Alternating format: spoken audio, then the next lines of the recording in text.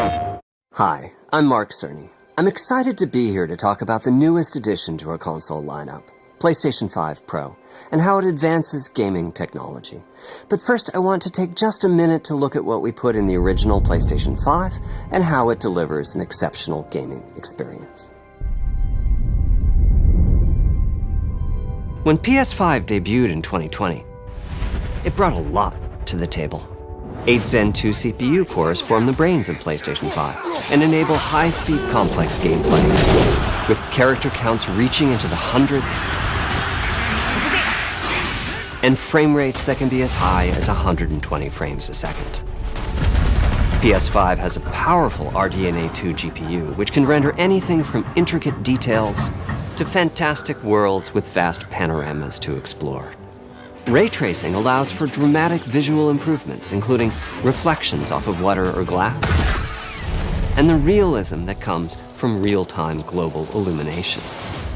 A custom SSD can load data at breathtaking speed, resulting in ultra-fast transitions between game worlds and data streaming rates so high that traversal speeds are essentially unlimited. You okay? I'm working on it! Tempest 3D audio tech brings an unparalleled sense of immersion to the sound of the games. With audio so real, you may not even need to see the enemies to know exactly where they are. Finally, the DualSense controller has haptics that let you feel through your hands what your character is experiencing inside of the game. It's wonderful to see such variety and richness of game experiences.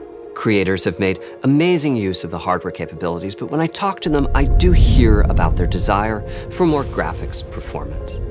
The dreams of the developers are bigger than can be supported at 60 frames per second, and that leads to an aspect of modern gaming that we're all familiar with: graphics modes. It can be a difficult choice for players. Fidelity modes emphasize the visuals, typically through higher resolution rendering. These modes might also have enhanced detail or use more ray tracing. But the games only run at 30 frames per second. The visuals can be choppier and the controls less responsive. Performance modes emphasize frame rate and interactivity, typically choosing to run at 60 frames per second, mainly by reducing the graphical detail until those frame rates can be achieved. When asked to decide on a mode, players are choosing performance about 3/4 of the time. Removing that decision, or at least narrowing that divide, is one of the key targets for PlayStation 5 Pro. We want to give players the graphics that the game creators aspire to, at the high frame rates that players typically prefer. To do that, PS5 Pro substantially improves over PlayStation 5 in 3 ways. Here's what we call the Big 3. First, we made the GPU much larger and increased the speed of the memory it uses. The result is rendering that's up to 45% faster. Second, we made major upgrades to the ray tracing, taking a streamlined and accelerated approach that allows calculation of the rays at double or even triple the speeds of PlayStation 5.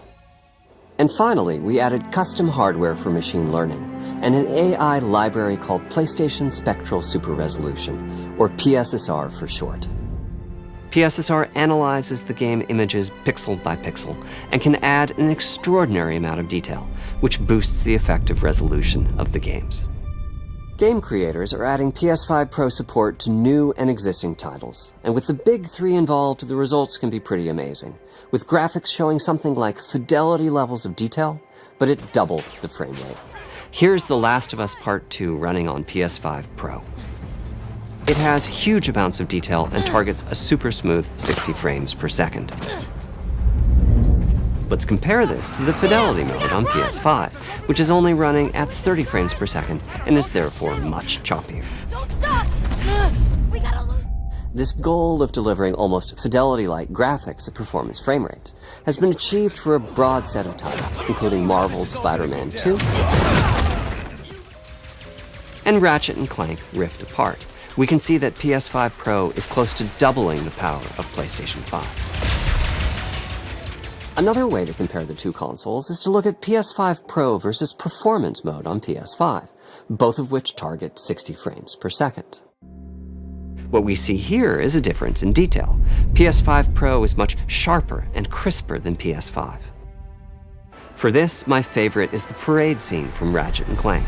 Distant details are much clearer. And here we can see Marvel's Spider-Man 2 is noticeably higher resolution throughout the scene, including the trees and procedural cars.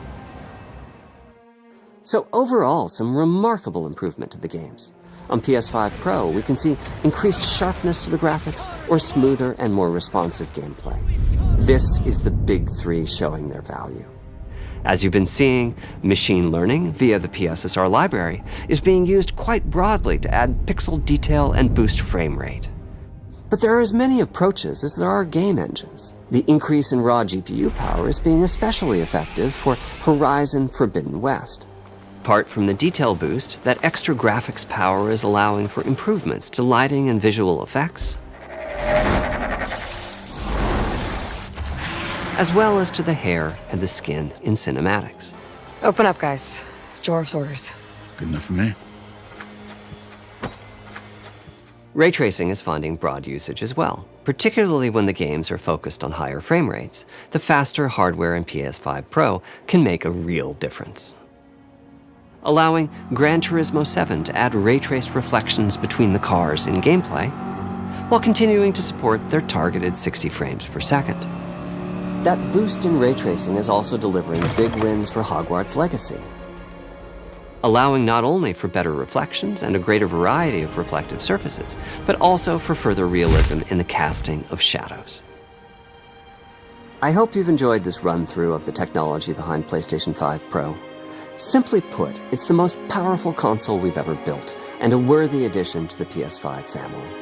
Let me wrap this up by giving you a quick look at a number of games running on the new console. You'll never